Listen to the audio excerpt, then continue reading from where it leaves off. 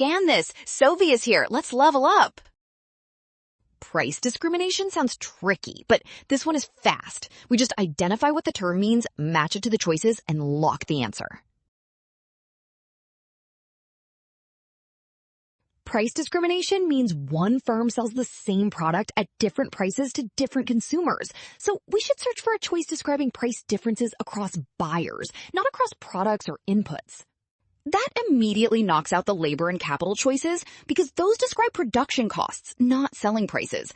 And it also weakens the same price quantity choice because discrimination is about different prices.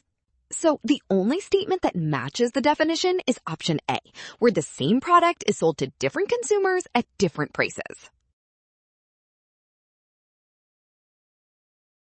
Well done! Option A, scan now. Trap, rushing past definitions.